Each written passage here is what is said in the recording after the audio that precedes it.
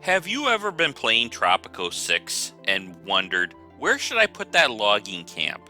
Where should I put that rum distillery? Where should I put that police station? Or where should I put that tavern?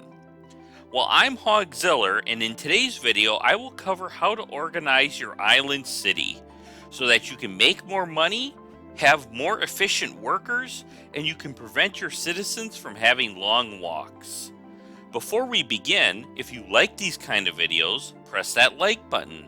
If you have a question, leave a comment below, and please subscribe to my channel. To properly organize your island, the first thing I do is navigate to your Overlays button, bring up the Resources tab, which is the last button. This will show you where all the deposits of things like coal, iron, oil, and gold are located. You will want to avoid, if all possible, building anything over these areas besides the mines themselves, as you obviously won't be able to utilize those resources otherwise. Keep in mind that if you are in an era before an item is available, like uranium in the colonial era, then you won't be able to see the location of these resources until you reach that era. So it is possible to still accidentally build over these locations. The next thing to look for is where each type of viable farmland is. Keep in mind that each crop can have a different viable area on the map where it is most efficient to farm. So click on the Overlays button, then the Crop Conditions tab. Note the areas that each crop is farmable, keeping in mind of the mine locations too. I recommend that you find 2 or more crops that are viable next to each other so that you can use the plantation work mode of multiculture.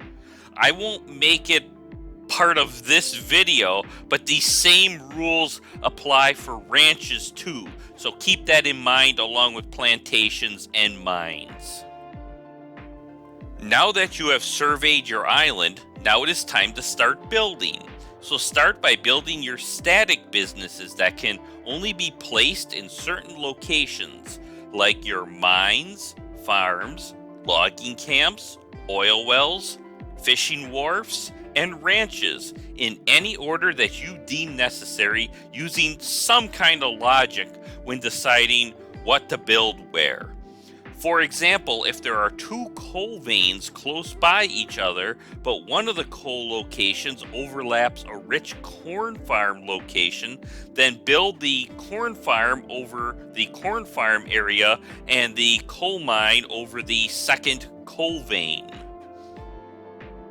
Next, you're going to want to build your non-static businesses like steel mill, lumber mill, teamsters, weapons factory, or electronics factory. These businesses or places are not tied to a certain location on the map. Places like these can be placed anywhere on the map if you wanted to, but in reality, you want to try and build these manufacturing buildings as close to the raw resources as possible to reduce the transportation time by your teamsters. Now build your houses. You want to build your houses close by each place of employment, else the citizens will build basic shacks, which will give a very low housing rating. Then you want to start building support buildings citizens need when they are not working. These are fun places, faith buildings, medical, and grocery. Generally, you want at a minimum to build a tavern, a chapel, a clinic, and a grocery, or have a food source very close by like a farm or ranch. After your citizens get done working, they will go back to their home, then go to 2 different places, back home, and then back to work again. So the farther away they have to walk to these other places, the longer you will have to wait before they go back to work again. And believe me, they will walk slowly for far distances. It might not always be optimal to build the fun, faith, medical, and grocery when it is just one small building far away from everything. For example, you might have one mine plus one bunkhouse that is far away from the rest of your island infrastructure. In this case, or similar cases, you can build bus stops or, if available, metro stations. This will allow your citizens to travel longer distances quicker. Now it is time to build your miscellaneous buildings. This would include your tourist infrastructure, fire station, police station, military buildings, to name a few.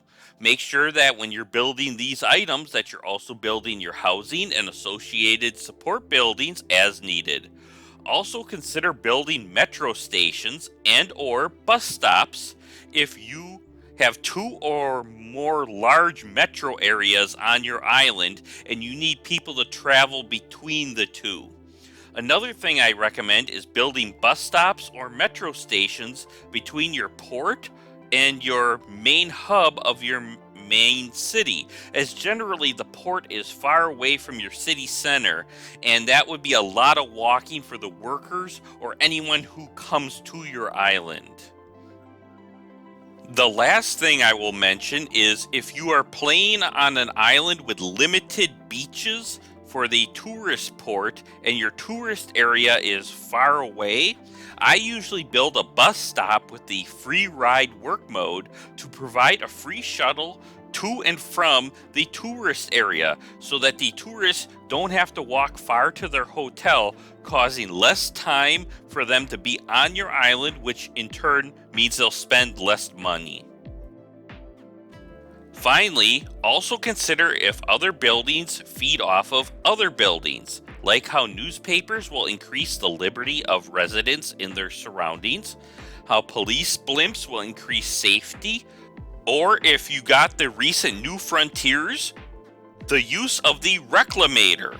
In this example here, the reclamator pulls in resources from polluting factories. So I'm building all my non-static businesses as close as possible to the reclamator to capture all the raw resources for free or near free.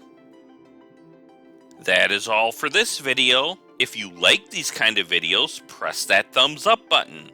If you have a question, leave a comment below, and please subscribe to my channel. Thank you for watching, and see you next time!